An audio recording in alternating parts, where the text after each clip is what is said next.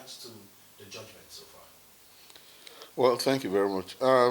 It all started like very surprising. We won the election massively, and all of a sudden I saw a notice that we were taken to the tribunal, and in tribunal they had filed cases that there was overvoting, there was rigging. I was imagining how Labour Party would rig a PDP out when even Delta State is known to be a PDP state.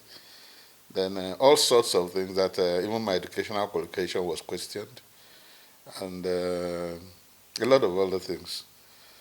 Then we started. I took some lawyers for Labour Party and then myself.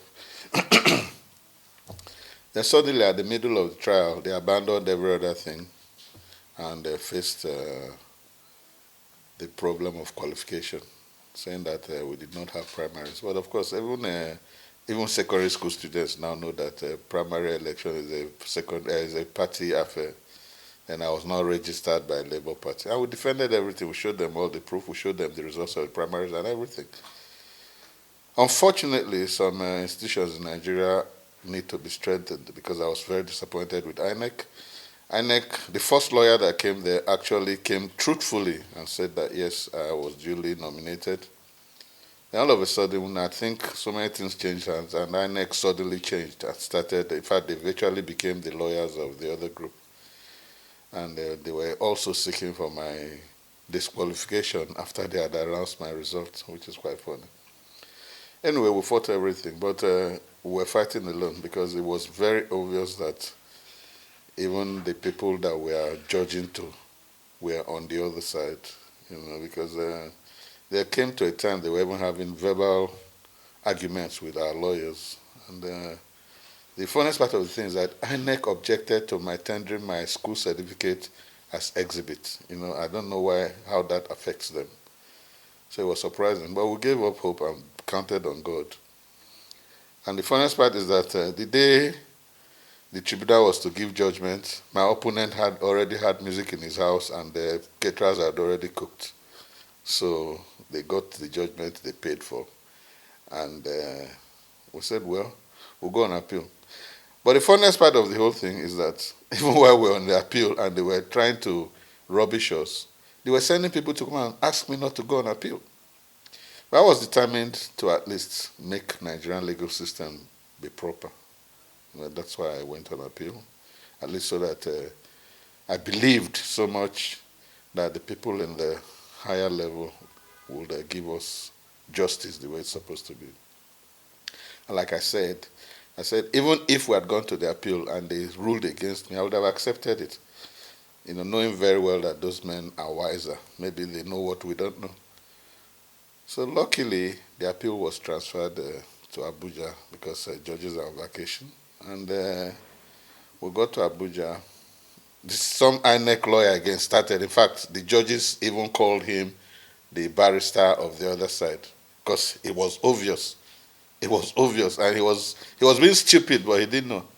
It was obvious that he was virtually defending the other group, even when he's supposed to be neutral as the umpire of the election.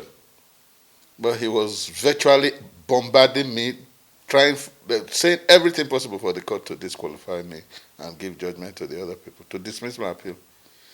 And thank God the judges, luckily one of the judges has actually worked with INEC before. He was INEC lawyer. He was very disgusted with that guy's approach. He said that much on the day of the judgment. So everything finished, and thank God we got judgment.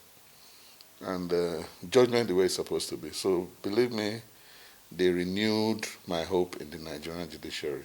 They absolutely renewed my hope because I had lost faith. I told them before that time has come that Nigerians will probably start going to their native shrines to judge and defend their cause.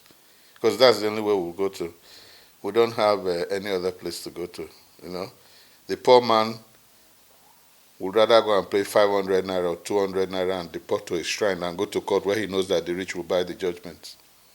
So, but luckily, I think these gentlemen, gentle, wise men, gave us absolute justice. And I doff my hat for them. They are great men.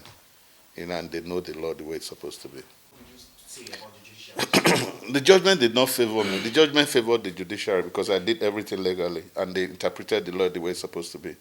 Now, when I was younger, I used to have a family friend or an uncle, I may call him, who was a judge. In fact, in those days, judges were revered, very much revered. You can't even sit near a judge. You think you are sitting near God. But these days, aside from maybe 6 or 7%, you can booze and party with judges, and that's where the politicians are now beginning to try to reduce the sacredness of the judiciary, and the judges are helping them, and some lawyers are helping. Most of these senior advocates, and it's unfortunate that even many of them that I know, people even say they don't know the law. That all they do is just carry briefcase about. And that's not how it's supposed to be. Because if you want your children to grow as lawyers, you want the legal system to grow, you must practice the sacredness of the law. Make people have confidence in the law so that the law will grow. If they don't, time will come when people, even unless you know somebody or unless you have money, that's when you go to the courts. And they are the ones that would lose. So it's better they grow their profession and let the profession grow. And the only way they can grow the profession is standing by the truth. I know all sides will have lawyers, so talk law, talk legally, and let the judges decide. Don't try to influence it, because when you try, you're only killing your profession. And if you kill your profession, you have no other place to go to. That's what I think. And I pray that it starts improving, because believe me or not, I'm sure a lot of people know that the judicial was just much more. When the likes of Kayede saw Oputa, Justice Omo, Justice Idigbe, when those ones were Supreme Court judges, if you come close to them, you know you are sitting near God. But aside from these 3 gentlemen that gave judgment that day, in fact, they have renewed my fear and hope in the judiciary. Thank you very much. So one word for the people of Aniocha, Oshimili constituency, one word for them, sir, going forward. I cannot use one word for them.